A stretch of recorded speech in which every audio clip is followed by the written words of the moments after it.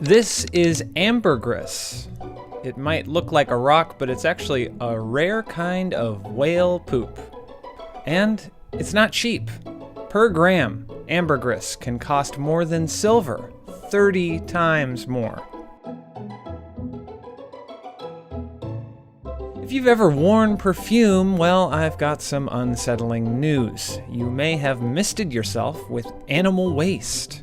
You see, for centuries, perfumers have been using ambergris to enhance their fragrances. It's essentially a clump of squid beaks, bound by a fatty secretion. Over time, it balls up in the intestine of some sperm whales, and eventually, out it goes.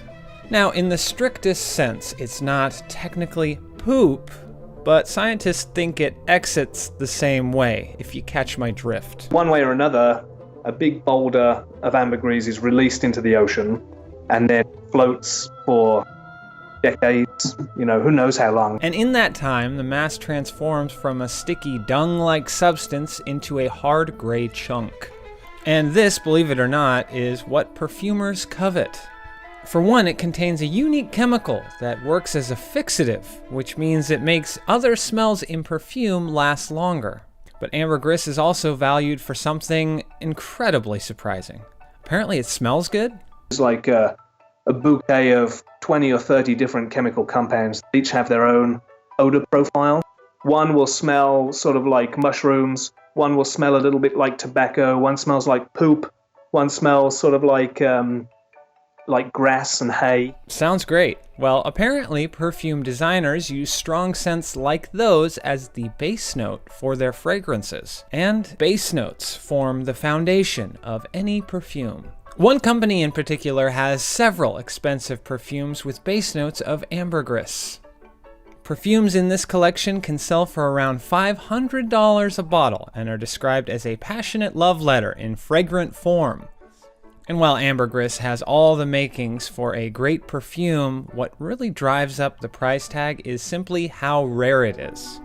Scientists don't know exactly why, but only about 1% of sperm whales produce this substance.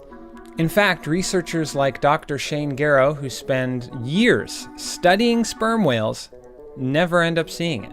I've been collecting sperm whale poo for 15, 16 years, and I haven't ever collected anything that I was like, oh, maybe this is, a tiny little ambergris ball. Sometimes lucky beachgoers will stumble upon it. In 2006, for example, a couple picked up a 32-pound piece on a beach in Australia.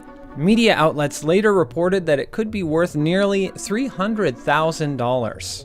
But more often, ambergris hunters will get to it first. They track weather patterns and ocean currents to predict where it might end up. And once they find it, they sell it to brokers or perfumers for up to $7,200 a pound. This is like gold to them. This is a real commodity, so they take it very seriously. They can be a bit aggressive, muscular, and they really closely guard their secrets. But the commodity's high price isn't the only reason they do it. In some countries, like the US, buying, selling, or even collecting ambergris is illegal. That's because sperm whales are an internationally threatened species. Before whaling started actively, both historical and modern whaling, there was over 1 million sperm whales, and now we're down closer to a fifth of that. And while no whales are harmed in the collection of ambergris, Garrow says that it's never a good idea to buy or sell products from an endangered species.